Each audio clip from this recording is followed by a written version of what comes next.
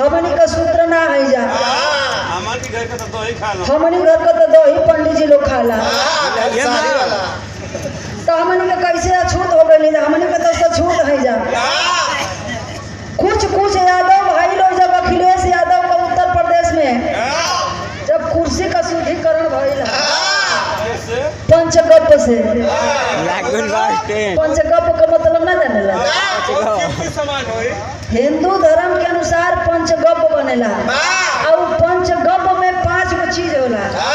गाय का दूध, गाय का दही, गाय का घी, गाय का मूत, गाय का गोबर। जितना कीमती हो गाय का घी बा उतने कीमती हो गाय का गोबर बा, जितना कीमती दूध बा उतने कीमती हो गाय का मूत बा। तो 5 गो चीज से पंचगप बनेला और पंचगप से कोनो चीज के जब छिड़का जाएगी तो वो शुद्ध हो जाएगी, वो सबसे पवित्र हो जाएगी। तो अखिलेश यादव का उत्तर प्रदेश में कुर्सी वही पंचगप से धोआई, तो कितने जानी वही लोग तो लोग समझल कि ए भाई हम लोग को सुधरवे में कहीं जका रहे नहीं होगा। पहले 100 में 99 यादव लोग अपने आप में सूत्र बने के लोग तैयार है ना लोग। तो अपने यादव भाइयों के मनोवाद में फंसे रहने के कारण आज मनोवाद मजबूत है। बाबा साहब की मूर्तियां तोड़ी जाएंगी तो एक खून गरम ना हो, जेकरा वजह से सब कुछ मिलल बा।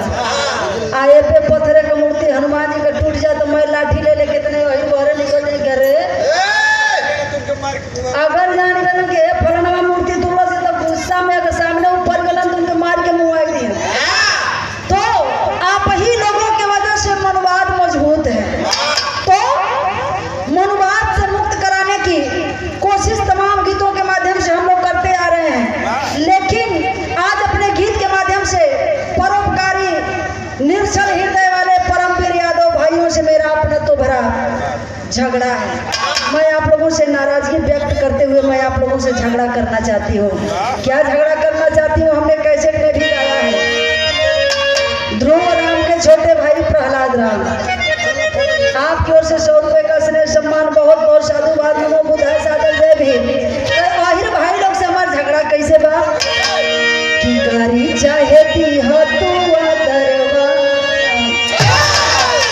अरे गाड़ी चाहेती हो तू दरवा, गाड़ी चाहेती हो तू दरवा, झगड़वा हमारे वही ऐसे, गाड़ी चाहेती हो तू दरवा।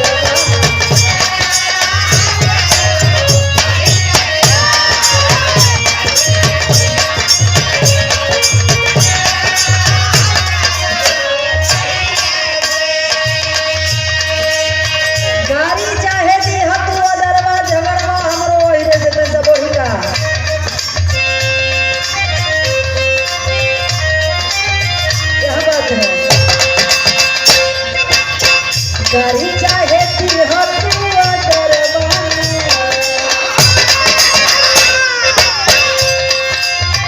गाड़ी चाहेती हो तू दरवा, झगड़ा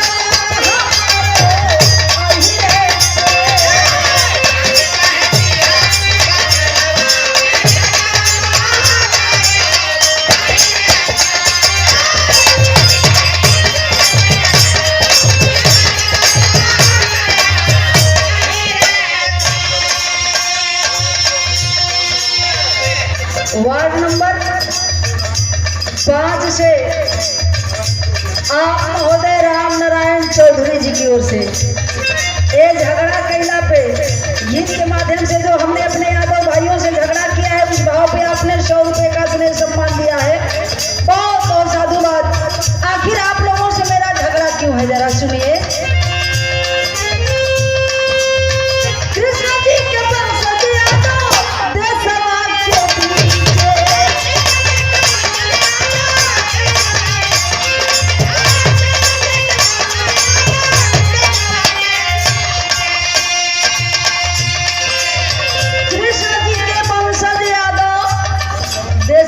पीछे हमारे यादव भाई कहा करते हैं कि मैं शूद्र नहीं हूँ। हमारे पूर्वज तो भगवान कन्हैया हैं।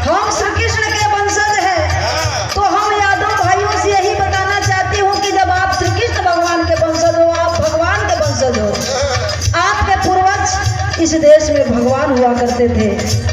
तो इसीलिए आप लोगों से मेरा झगड़ा है कि जब तुम भगवाने का वंशज बड़ा भैया तो तू ये देश में सबसे बड़का बड़ा, सबसे बड़े हैं आप छोटे नहीं हैं, सबसे बड़े हैं।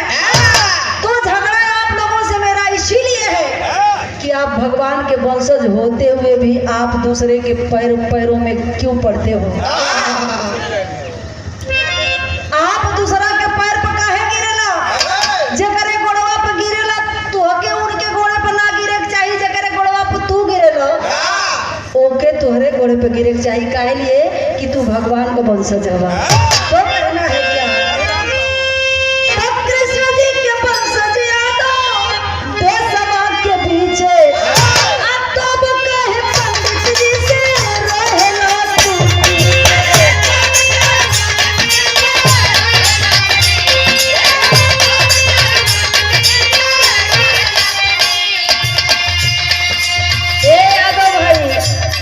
जब तू भगवान को वंशज हो तो तू पंडित जी से नीचे काहे रहेगा?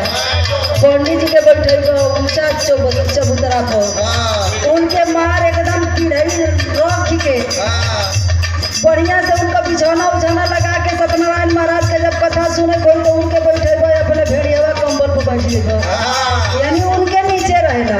क्यों आप नीचे रहते हैं? इसीलिए तो आप लोग से कहना है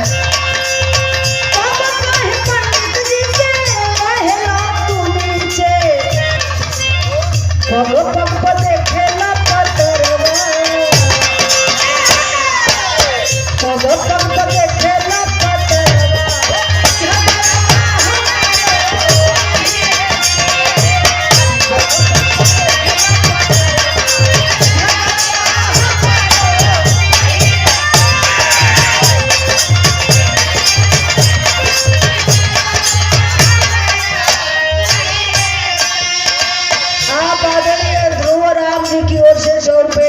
सम्मान बहुत बहुत साधुवाद। जब भगवाने का वंशज हुआ तो काहे पग पग पर पंडित जी से जाके पतरा देखवा देला? काहे उनके गोड़े पर कच कच गिरेला? तुझे बड़का हवा बड़का बन के रहो, आ जब बड़ होकर तू छोटका के गोड़ पर गिरेला तो हमारा बड़ा तकलीफ होला। यही लिए आप लोगों से मेरा झगड़ा है। मनवादी पौराणिक कथा के अनुसार आप स्वयं को भगवान श्री कृष्ण का वंशज मानते हो, तो आपके भगवान कन्हैया ने मित्र सुदामा, आपके भगवान कन्हैया मित्र सुदामा यानी पंडित सुदामा का 2 मुट्ठी चावल खैला। पढ़ा लिखा समाज बैठा है, इस लाइन पे आप लोग गौर करेंगे। आपका भगवान, आपका पूर्वज श्री कृष्ण भगवान ब्राह्मण समाज के रहने वाले सुदामा का 2 मुट्ठा चावल खाया, तो वो एहसान के बदले में भगवान कन्हैया 2 लोक दे दिया, यानी 2 मुट्ठा चावल खैलन तो 2 मुट्ठा जब चावल खैलन तो 2 लोक दे दिया। आ तीसर को मुट्ठा मुँह पर लगा दो तब उनको मेहरारू रोक ले नहीं तो वो सुदामा ले रहता। आई भगवान कन्हैया 3 लोक उठा के दे रहता। ये हम ना कहते पुराण में, पौराणिक कथा में लिखा गया है, चाहे वो कल्पित हो चाहे सही। 2 मुट्ठा चावल खाकर ब्राह्मण सुदामा को भगवान कन्हैया ने 2 लोक दे दिया। लेकिन मैं आप लोगों से पूछती हूँ, का वो समय में खाली सुदामे को गरीब रहल? एको अहिर गरीब ना मिलना, एको अहिर जात का गरीब संगतिया ना मिलना भगवान कन्हैया के। 2 लोग पवने के दे दिया। आए अपने वंशज लोगन के एको कट्ठा कहीं अगर जमीन छोड़ के तुम लोग को भगवान कन्हैया गईल होखे।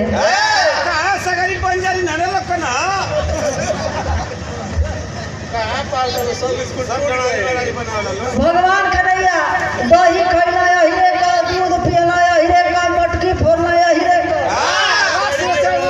साड़ी चढ़ाना हिरिन का।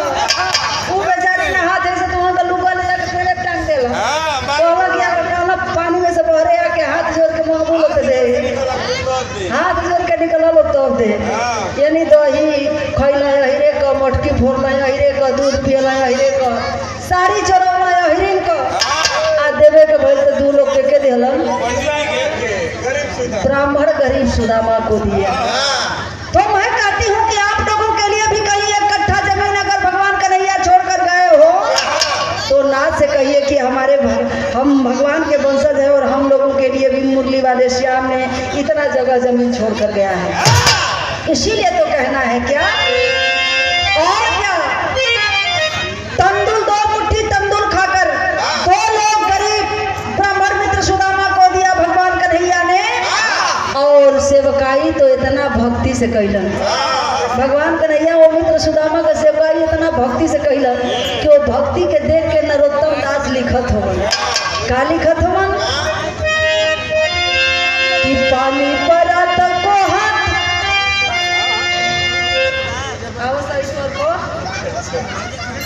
लिख रहे हैं कि पानी परात को हाथ छुए नहीं, नैनन से जल पानी परात को हाथ छुए नहीं, नैनन के जल से पगद होए। पानी परात को हाथ छुए नहीं, नैनन के जल से पगद होए। आते की सुदामा की दिन दशा, करुणा करके करुणा निधि रोए। नरोत्तम दास लिखत होवन कि जौने पराती में पानी लेके भगवान कन्हैया मित्र सुदामा का गोड़ धोए बैठलन, ओ परात के पानी के हाथों से न छोलन, मैं आँख के आंसू से उनको गोड़ धो देलन। भक्ति तो इतने मन से किए कि नरोत्तम दास को लिखना पड़ा। इसीलिए मैं कहना चाहती हूँ कि यह पौराणिक कथा से यह दर्शाया गया है कि अरे यादव समाज के लोगों, जब तुहार भगवान हमार गोड़ तुहार भगवान हमरे जाति सुदामा का गोड़ अपने आंसू से धो सकत तो तुहन लोग कौन खेत के मुरई हो लोग, तुहन लोग कौन खेत के मुरई हो, तुहन लोग कम से कम हमनी के गोड़ के पानी से धोवा लोग। यही लिए लोग गोड़वा धोवावेला। इसीलिए यादव भाइयों से मेरा नाराजगी भरा झगड़ा है क्या,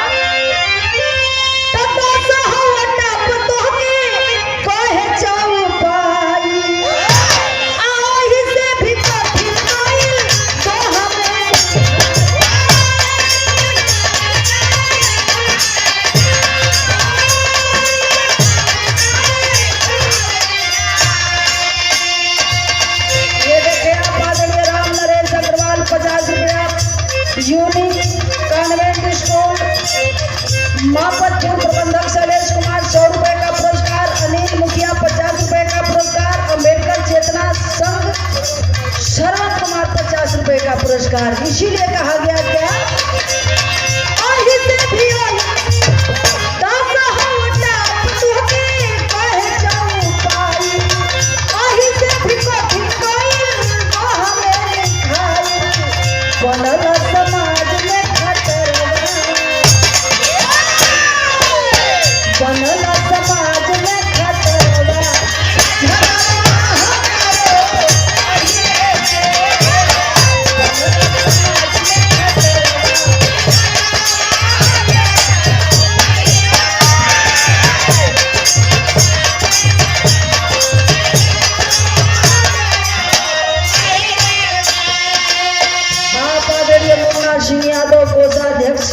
आप महोदय की ओर से 100 रुपए का पुरस्कार। आप हमारे बात के समझत हो भैया, पुरस्कार दे दो ना। कितने भाई लोग रुसिया तो हो लोग कि हमने के बारे में तुम का कहत बा, ये मैं नहीं कह रही हो। दास हवा ताप को के कहे चौपाई, ओही से भी कठिन गई दोहा में लिखाई। मैं अपने मन से एक भी शब्द नहीं कह रही हूँ। आप लोगों के बारे में साफ साफ सब शब्दों में चौपाई में लिखा गया है कि ओही अहीर दोनों कठिन, जगर रात दिन पैरवा धरे ल जा उहे लिखले बा, जेके गदोरी मती मोट सारी कदोही खियावे ल जा। भैंस बच्चा दे देला, आ जब भैंस पाक हो जाए तो घर का लड़का बाद में खइया सब, पहले पंडित जी दही खइया। तो जेके दहिया खियावे लो, जेकर गोड़वा धरे लो, उहे तोहरे विषय में लिखले बा। का लिखले बा कि ओही अहीर दोनों कठिन, ऐसे कठिन अहीर, अही तो पुण्य मंत्रों सुने पर मंत्र न सुने अहीर। मतलब यादव भाई लोगन, आप लोगन के बारे में आप लोगन का दहिया खाला लिखले बा कि ओही अहीर दोनों कठिन।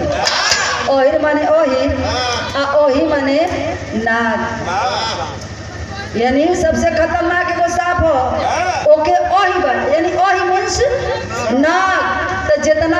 खतरनाक नाग हो उतने खतरनाक ही अहिर लोग हो। ये मैं नहीं कह रही हूँ, लिखा गया है और अहिर दोनों कठिन। जितना खतरनाक उ नाग बा उतने खतरनाक ही अहिर बिरादरी बा। लेकिन कहीं कहीं अहिर नागों से खतरनाक बना। अहि तो पूरी मंत्रों सुने, वो जो नाग बाप मंत्र के बल पे वो नाग के अपने बोझ में कॉल लिहल जा सकेला, लेकिन पर मंत्र न सुने वो नागवा तो मंत्र सुन के बोझ में हो जाए, लेकिन वही इतना खतरनाक म कि मंत्रों कोई बोझ में ना हो। इतना ही खतरनाक अहिर बिरादरी है देखे दहिया आप लोग खियावेला उहे लिखले हो और का लिखले वालो कि अहिर मरे तब जानियो। कहीं कहीं अहिरे के जाट लिखल है, तो गिरधारी का भी लिखल होगा कि जाट मरे तब जानियो जब तेरे ही बीत जाए। यानी अहिर मरे तब जानियो। अहिर मर गई लोग फूंक दिया, फूंका गई, लेकिन विश्वास मत करिए कि अहिर मर गई। खूब विश्वास करिए कि जब वो अहिरे के तेरे ही बीत जाए तब जानिए कि अहिर मर गई। इतना खतरनाक आप लोगन के वेद पुराण में लिखल गइल बा जेकरे गोड़े पे आप लोग गिरेला। और क्या लिखा है? अहिरम गररम चौमलाहम बिना गुनाहम 10 पन्ना हम। जे आप लोगन का दहिया खाला उ लिखले बा कि अहिर गणेरी मल्ला ई तीनों जाति अगर सर उठा के सामने बात करत हो तो बिना पूछले जचले जूता निकाल के पहले 10 जूता मारब। अहिरम गररम चौमलाहम बिना गुनाहम 10 पन्ना हम। अगर कोनो गलती अहिर वाला गणेरी नहीं कइले बा अगर तबो सामने आ गई तो पलही निकाल के 10 जूता मारब, कोनो पाप ना लगे। लेकिन आप लोग पढ़ते हैं, आप उसको पढ़ते हैं, आप वेद पुराण को पढ़ते हैं, वेद पुराण की नहीं पढ़ते हैं। जिस दिन क्या लिखा हुआ है उसको पढ़कर आप समझ जाओगे, उसी दिन से इन लोगों का गुलामी करना आप लोग भी छोड़ देंगे। अहिर गणेरी पासी ही तीनों सत्यानाशी। वेद पुराण में लिखा गया है कि अहिर गणेरी पासी ही तीनों सत्यानाशी। आज सब हमने का पढ़े नहीं जाए। जब रामचरितमानस हो ही 24 घंटा के तो लोग उहे बतिया के पढ़िए, लेकिन ये बुझियो नहीं कि हमारे बारे में का का लिखल बा। एक औरत का बा, जिस दिन उसका अर्थ मालूम चल जाएगा, ज्ञान हो जाएगा, उसी दिन अहिर बिरादरी भी इन लोगों की गुलामी करना बंद कर देगी जो मनोवाद को मजबूत बनाकर आप लोग रखे हैं। हम तो छोड़ दे रहे हैं। ये हाथ में जो रक्षा आप मानते हो, रक्षा आपका बा, यानी कथा वार्ता यानी पूजा पाठ घरे करेगा तो पंडित जी प्रसादी जब लिखवाई लो तो मैं लिखवाई लो कि रक्षा भी ले लिया, तो वो रक्षा तोहरे पैसा के बा। वो रक्षा आ गई, पूजा पाठ हो गई, और बाद में कई लोग यहाँ 100 रुपया देखा सत्यनारायण महाराज के बलावत है। जजमान वहाँ पैसा रखा, आप जजमान पैसा धो दिया आ वो गोबर में भगवान आ जाइए। आज जब उनके विदा करी तब वो कहीं जजमान 100 रुपया रखिए, भगवान को विदा कर रहे हैं। भगवान को बोला, भगवान को बोला, आखिर से कुछ लोग बोल है ना, लेकिन तब वो जजमान हाथ जोड़ के मुड़ी भगवान कैसन हुई बतावा, जब भगवान गोबरे में बाना भगवान कैसन हुई है। तो ये मूर्ख बनाने के लिए हम मूल निवासियों को लोगों ने टटोला के लिए आवा देखा लेना के कितना बुद्धि बा। काला से देखा है गोबर में भगवान बड़ा ही माने ना सकिना। मैं पढ़ा लिखल प्रोफेसर पीएचडी डिग्री करने वाले लोग जब शादी ब्याह करते हैं तो गोबर के भगवान बना कोई धैर्य सगरी बुद्धि ताकत हो जाए।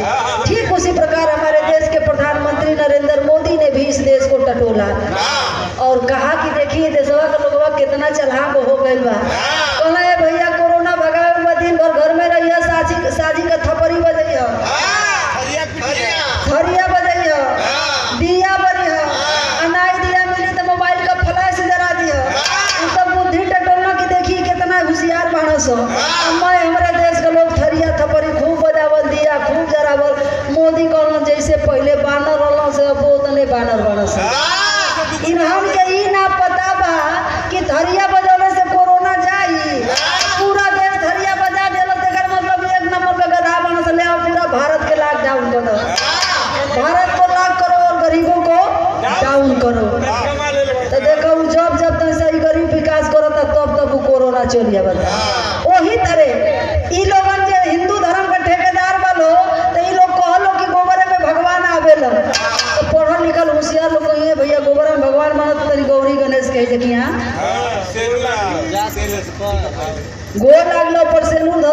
छिड़क दो।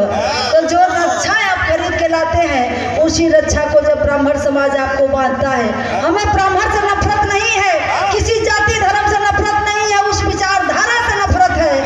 और जब वो लोग रक्षा बांधते हैं तो कौन सा मंत्र बाजते हैं?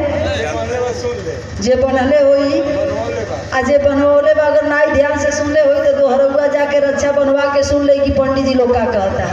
वो बानी लोग तो कही लोग कि जैन बांधे हो राजा बनी, जैन बांधे हो राजा बनी, दान वेंद्रो महाबलम तेन त्वाम प्रतिबद्धाम रक्षा माचल माचला। ये मंतरिया बाचला लोग कि जैन बांधे हो राजा बनी, दान वेंद्रो महाबलम तेन त्वाम प्रतिबद्धाम रक्षा माचल माचला। एकर मतलब हिंदी में का होला? एकर मतलब ये हिंदी में होला, हे जजमान भाई, ये रक्षा बांध के एक बार राजा बलि के बनली जा। यादव समाज के बलिया के राजा, राजा बलि एक नंबर का धनवान, एक नंबर का बलवान। जब राजा बलि के लूटे के भइल जाति दूगो भेष बनावेला। पहला भेष भिखारी को, अभी भिखारी के भेष बना के गई लो राजा बलि के दरबार में, जजमान की जय हो, महाराजा की जय हो। अरे बाप रे बाप, राजा बलि जब पंडित जी लोगन के देखल उनको धरती पे गोड़ ना बा कि हमारे के यहाँ काशी से पंडित जी लोग आ गए, बनारस के पंडित जी लोग आ गए, कहाँ उठाई कहाँ बैठाई, का खियाई का पियाई, बैठा के हाथ जोड़ के तुम खड़ा हो कलन, बोलिए ब्राह्मण देवता क्या आदेश है? ये लोग कहल कि कोनो आदेश ना बा, हमनी के तन सुननी है कि तू बड़ा दानी हो, बड़ा दान करे लगे, कुछ दान मांगल चाहत नहीं जा। राजा बलि कहलन कि जो कुछ भी मांगना है आप लोगों के लिए पूरा राज दरबार एकदम फ्री है, क्या कमी है मैं सब कुछ दे दूंगा। राजा बलि से पंडित जी लोग कहल कि तो जोन मांगे जाए पहले वचनबद्ध हो जाओ कि हाँ कोई के ना ही मत करिए। कहलन ना, हम एकदम ना ही ना करो। राजा बलि से ब्राह्मण समाज वचनबद्ध करके दान मांगने लगे लोग और कहने लगे कि शिक्षा संपत्ति शासन ये तीनों हम लोगों को दे दो। आए राजा बलि, आज के बाद से तुम्हें शिक्षित नहीं होना है, तुम्हें राज नहीं करना है और तुम्हें धन भी रखना नहीं है, यानी शिक्षा संपत्ति तीनों हमें दे दो।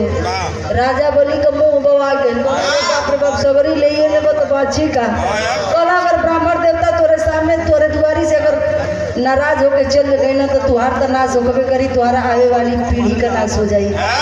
अब भाग्य भगवान और नाश के डर से राजा बलि शिक्षा संपत्ति शासन सब कुछ दे दिया। उसी मंत्र को जब आज भी लोग रक्षा बांधते हैं तो बांधते हैं कि जैन बांधे हो राजा बलि, जिस प्रकार तेरे पूर्वज राजा बलि को इसी रक्षा में हम लोगों ने बांधा। जैन बांधे हो राजा बलि, दान वेंद्रो महाबली, नंबर 1 के दानी और नंबर 1 के बलशाली तुम्हारे पूर्वज राजा बलि को इसी रक्षा में हम लोगों ने बांधा। तेन त्वाम, ठीक उसी प्रकार इसी रक्षा से आज मैं तुम्हें बांध रहा हूँ। आज के बाद से तुम मेरा रक्षा करना और मेरे सामने नजर उठाकर सीधे सीधे मेरे नजर में मिलाकर तुम्हें नहीं देखना होगा।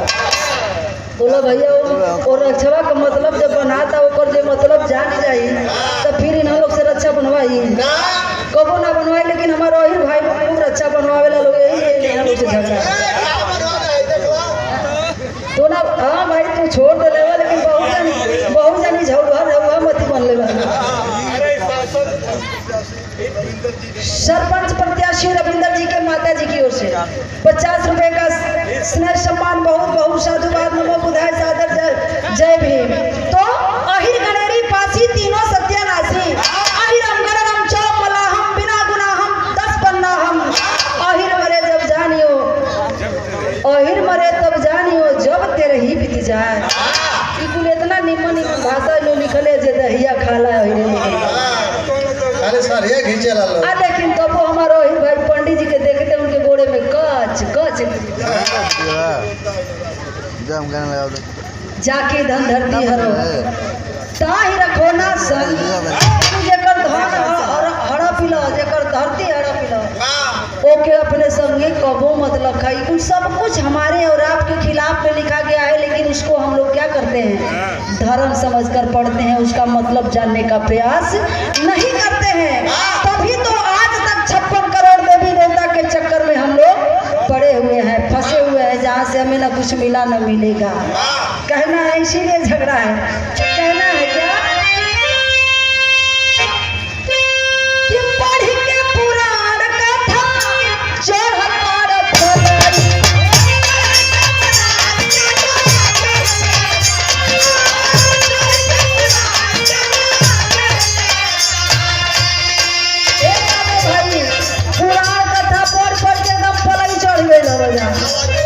लेकिन कहना है आप लोग से, सच्ची रामायण पढ़ो समझाए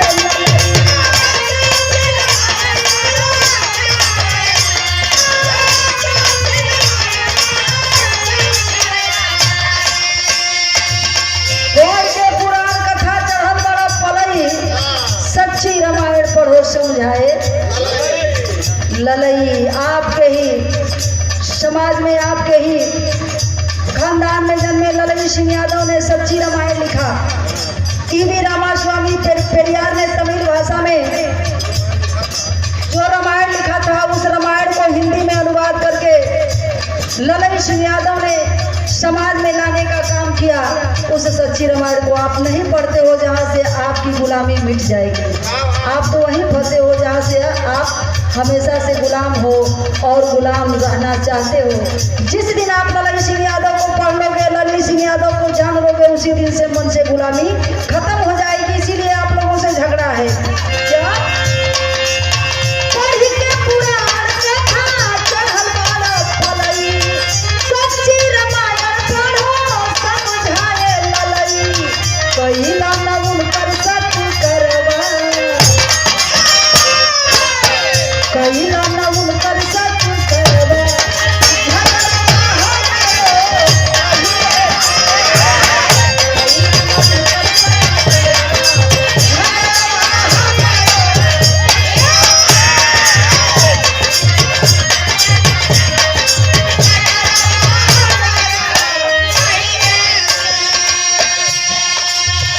कहिला न उनका सत्करवा झगड़वा हमरो।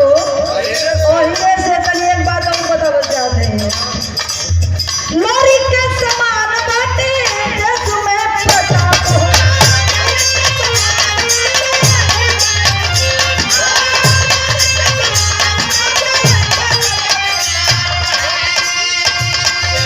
लोरी के समान बाटे देश में प्रताप हो। आप बहुत बलशाली हो, बड़े बहादुर हो, वीर लोरी के आप वंशज हो। लेकिन फिर भी आज काहे बैठल बाड़ा भैया चुपचाप हो।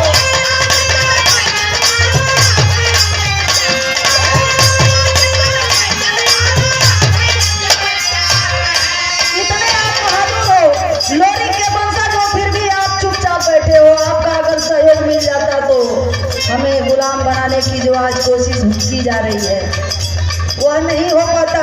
इसलिए आप लोगों से निवेदन है, आइल संविधान पे खतरवा। जौना संविधान से आपको के मिलल बा, जौना संविधान से हम सभी को मिला है, आपको भी मिला है, वह संविधान आज खतरे में पड़ा हुआ है और आप चुपचाप बैठे हो। यही लिए यादव भाई से हमारे सुनो ये यादव भाई, जब जाहिर बाबू भाई।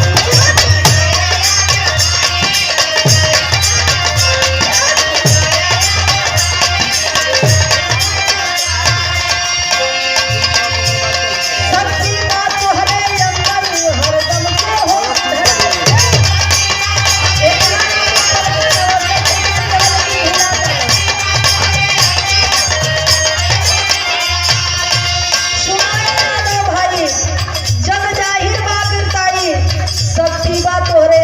हरदम के होश धराई, हरदम हरदम के बैठल बा तुम लोग होश धरा खाती कि आप बड़ा शक्तिशाली है, बड़ा बहादुर है।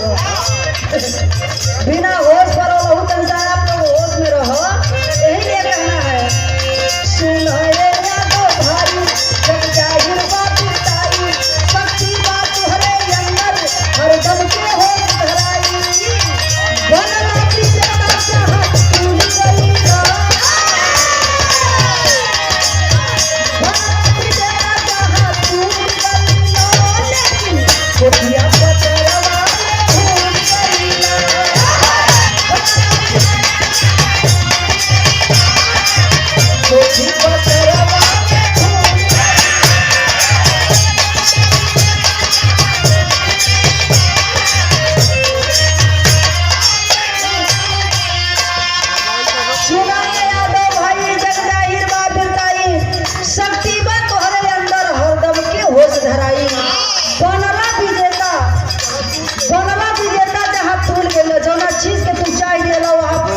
गइल ओके पा गइल, लेकिन कमी एके बा पोथी पतरवा में सगरी उजागर वीर बिरताई वही पोथी पतरा में के चक्कर में पड़ के भूल गइल। काहे भूल गइल? बाबा जी के खूब दुखी अवला दूध दही, ओ बाबा जी के खूब मन से दूध दही खियला, लेकिन वो बाबा जी तब वो आपके सही ज्ञान ना दिलन। बाबा जी के खूब दुखी अवला दूध दही, मिलन ज्ञान तब तोहरा के सही।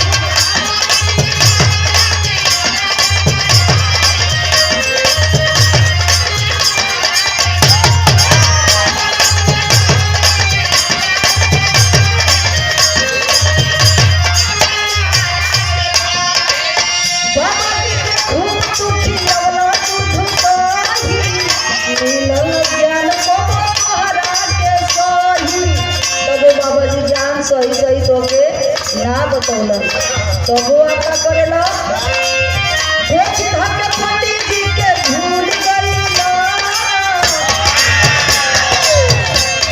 बनारस में जाके देखो तो जितना चकरका चंदन बनारस के यादव जी लगावल उतना चाकर तो पंडित जी लोग लगा और हमें लोग पोतले रहिए। यही लिए कहना है क्या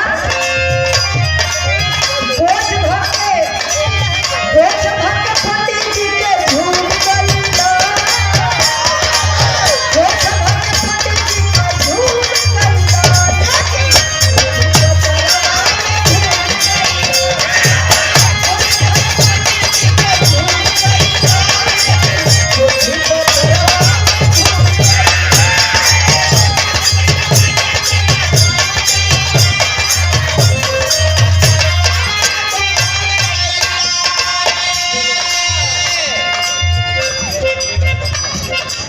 आप आदरणीय बेचन डीलर सोमपा की धरती से 50 रुपए का स्नेह सम्मान बहुत बहुत साधुवाद नमो बुद्धा सादर जय गुण कहना है। हमनी से कहे पढ़ा बेटा पुराण हो बन गइल नियम, हमनी से कहे पढ़ा बेटा पुराण हो बन गइल नियम।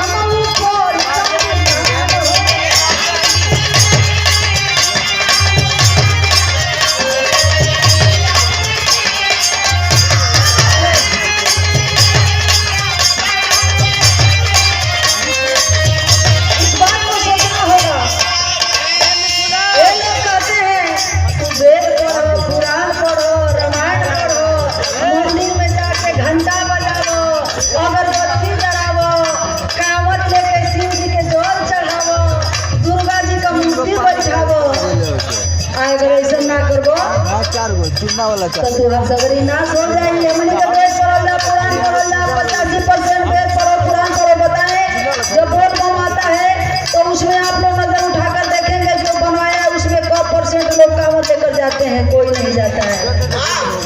कौन जाता है? सारा ये 85% समाज का ही लोग जाता है। तो हमनी के कहना सब कि तू वेद पढ़ो, पुराण पढ़ो, घंटा हिलावो, पूजा चढ़ावो, जल ढकावो। आए अपने बाबा साहब को दिया संविधान पढ़ पढ़ के DM बन गए, SDM बन गए, कलेक्टर बन गए, जज बन गए। आज जिला पे DM साहब बैठल हम उहे बैठल हम बाबा साहब के जयंती मनावे खातिर परमिशन मांगे जाइबो तो DM साहब तो के परमिशन ना दिहा तो ऊपर के DM बनत ना, कलेक्टर बनत ना, जज बनत ना, तो के से परसियो को नौकरी ना मिलत। उन्हें तेरी सीएगो जाता उत्तर प्रदेश का ही नहीं है तो कहियन कि मैं मुलायम से जीताऊं जा सगरी नौकरी पर कने के दे देहलन। मैं अति मुख्यमंत्री होइया तो चमारी से यहाँ कहिया सगरी सुख हुए ले लेना सो नौकरिया हुए ले लेना सो। तो बताओ भैया वो पढ़िया जे पढ़ी ते ही ना DM बनी, जे पढ़ी ना कलेक्टर बनी। तू गाने में लिख डाल के खेसारी का गंदा गंदा गाना सुनबो तो तू चपरसियो ना बनबो तो काम मैं आती और फिरे तो तेजस्वी नौकरी दे दे बना तो दे दी। हां तो हम लोग वेद पढ़े, पुराण पढ़े, घंटा बजाए, जल ढकाए और जो हमको ये सारा विधि विधान बता रहा है कि आप ऐसा करोगे तो तेरा कल्याण हो जाएगा, तू बड़ा आगे जाएगा। वो उसका बेटा बेटी पढ़ रहा है और पढ़ के DM कप्तान बन रहा है। अपने वो संविधान पढ़ रहा है और हमको वेद पढ़ा रहा है। तो हम मूर्ख बने हुए हैं तो तभी तो हमको पढ़ा रहा है, इसीलिए यादव भाइयों से झगड़ा है। क्या परशुराम, आप परशुराम के गुरु हिंदू कवि के भाई चुनमुन यादव 50 रुपए का पुरस्कार, अनिल मुखिया जी 50 रुपए का पुरस्कार, उदय नारायण सोनपा से 50 रुपए का पुरस्कार, उदय नारायण डॉक्टर साहब सोनपा की धरती से बहुत बहुत साधुवाद। नमो बुद्धाय सागर, जय भीम। कहना है क्या, हमनी के पढ़े पढ़ते दबा पुराण हो, और ही लड़का पढ़त लिखा जा तही निमन दे ही बा आ नजर पर चढ़ गल तो कहिए कि ए चौधरी, अगर ये लोग कोई दे चौधरी तो अही भाई एकदम फूल के पकौड़ा हो जाए केरी पंडित जी हमके चौधरी जी कह दे कहिए ए चौधरी देखबो तुहर लड़का के देख तो देखले बा भैया। हाँ तो भाई तुहर लड़का खैले बा तो देखा के तनसाई के और खियावो पियावा तनी अखाड़ा में रियाज वाज करावा, फर्स्ट क्लास का तुहर लड़का पहलवान बने। बतावा मुके पढ़े लिखे के बुद्धि ना दे, कहिया के खिया पिया के अखाड़ा में लड़ावा खूब बढ़िया पहलवान होई। बोला भैया पहलवान बन के जब जवानी रही तब पहलवानी करबो 200-400 रुपया कमा लेबो, बुढ़ौती में बिरा सुरतियो खा के ना आ उ लड़का पढ़ ले पहलवानी नहीं करी, उ लड़का पढ़ गई तो आईएएस पीसीएस बन जाई तो कोई पीढ़ी के खियाई। ई लोग अच्छा रहे ना दे लोग, कोई लोग देखा चौधरी तो लड़का के दे बहुत बढ़िया बा के खियाओ पियाओ तनी लड़ावा खाड़ा बहुत बढ़िया नामी पहलवान तुहर लड़का हो। बस कोई पढ़ाई लिखाई भुला के अपने लड़का लड़ावा, जब तुहर लड़का अखाड़ा लड़ी आईएएस पीसीएस तू बनबो कि वो बने। इसीलिए कहना है क्या,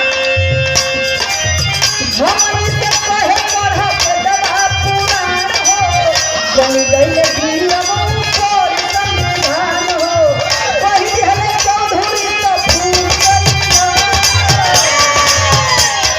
कहो चौधरी जी, कही दिहले चौधरी तो फूल गइला, कोरिया पतरा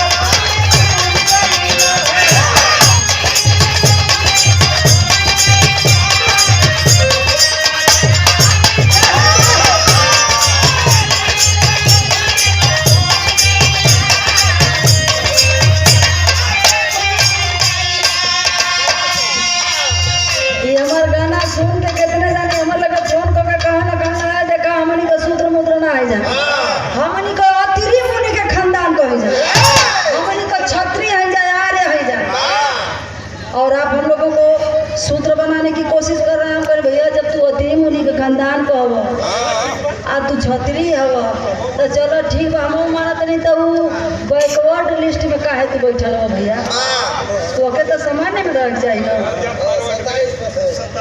और 27% आरक्षण आप क्यों ले रहे हो?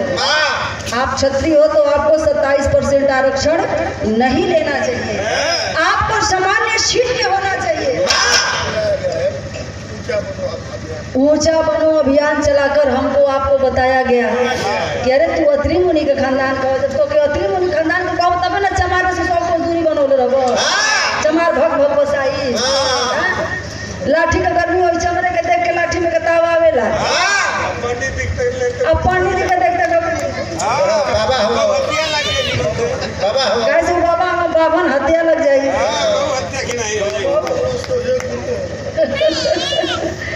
और देखिए कहना है क्या, अरे मूड़ी झुकाए दिहला, अरे मूड़ी झुकाए दिहला टीका लीला के। जब पंडित जी टीका लगाई लो हे तर करी लो, जब टीका लगा खोते हे तर को के हां पूरा बदगोलिया बना दे लो। और हे लोग बात करते हैं जब टीका लगाए तो पीछवा हाथवा कभी जब पीछवा कर ले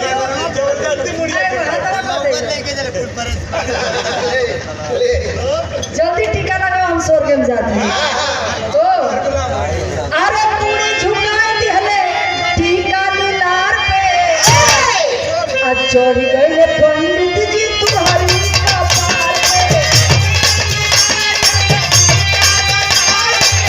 चोरी गए पंडित जी तुम्हारी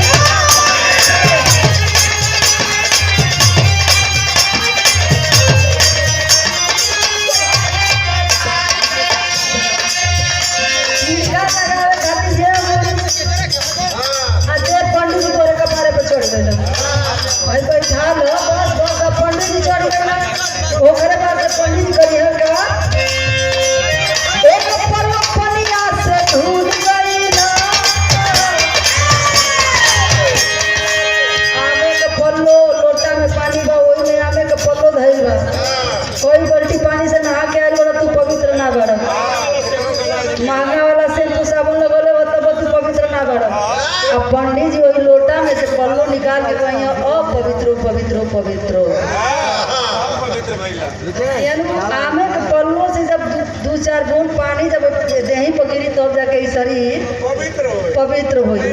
तो बतावा ये तना जब हम मन के गुलाम बनी तो के हमरे कपारे पर ना बैठी, वो जरूर बैठी। इसमें किसी का दोष नहीं है, मेरा दोष है। आप आदरणीय आनंद राम जी आपकी ओर से 50 रुपए का स्नेह सम्मान बहुत बहुत साधुवाद कहना है। अरे पूरी झुकाए दिहला टीका लीलार पे, चढ़ गई पंडित जी तू हरी कपार पे। और करे बाद से कैलन कहा, अरे एक पलो पनिया से धूप गई, एक पलो पनिया से धूप गई छोटी को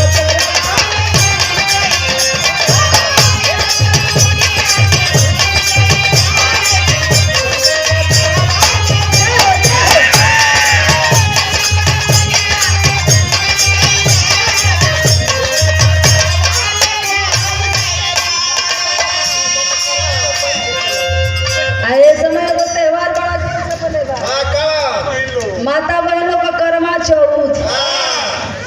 ये टीवी में से बहुत बढ़िया एगो त्योहार आइल बा। पहले के माई बहन कर्मा चौथ ना भूखत रही, लेकिन ये समय पढ़ल लिखल लड़किया ने भूखत है। खाली अपन शादी ब्याह के बात भय, अपन ब्याह ना भइल तब तक कर्मा चौथ हो जाता है। तो कर्मा चौथ देखा बड़ा महंगा त्योहार बा। जौन मेहरारू भूखत है लोगन, उन लोग के नया साड़ी, नया ब्लाउज, नया चूड़ी, नया सेनूर, नया टिकुली, भूखो गहना एकदम सब कुछ नया नया बा। 24 घंटा पानी ना पी लो, आप भूखी लो तो अपने सैया के जब चलनी में झांकी लो तो वे लिए भूखेला लो कि उनको सैया की उम्र अगर 20 साल के बाद करवा चौथ भूखी लो तो हज दे 40 साल का हो जाएगी, एकदम 20 साल एकदम एक्स्ट्रा बढ़ जाए करवा चौथ भूखाई तो। लेकिन आप लोगों से हमारी शिकायत की हम पहले में कली पूजा में पूरी जानकारी, यानी जब सब कुछ नया रही तो करवा चौथ का त्योहार पूरा हुई। ओकर नियम बा, जब सब कुछ नया नया रही तब करवा चौथ पूरा हुई। चलनी नया, ढकनी नया, और सो करवा चौथ हम भूखल बानी चलनी पड़ल, लेकिन आए वाला समय में वो चलनी में ना झाँको, सब लोग नया नया पहिर के और चलनी नया, ढकनी नया, आ छत्ते पर ले जाके वो दूल्हा के खड़ा कर दे लो, आ चलनी में दिया जरा के पहले चांद के ताकी लो, आ जब चांद के ताक ले लो कि चांद बड़ा सुंदर बड़ा, तो चलनी में से झाँकत झाँकत झाँकत झाँकत तब अपने दूल्हा के सामने आई लो। मनो एकदम चांद के समान हमार दूल्हा एकदम चम चम चमकत रहे। लेकिन तो करवा चौथ भूखे वाले लोगन का त्योहार पूरा नहीं होता। ए भैया, साड़ी नया, ब्लाउज नया, लहंगा नया, टिकुली नया, सेनूर नया, सब कुछ नया पहिर ओढ़ के कहलू का कि मर्दा तो तुहर पूरन के बाद जब ओकर नियम नया के बाद तब भाई मर्द पुरान काहे नहीं भाई, करवा चौथ के पूरा करे के बाद हर साल मर्द भी नया होके के चाहिए। सब चीज नया करी हर बार तब जाके करवा चौथ भूखे लो, नहीं तो छोड़ दे। यही लिए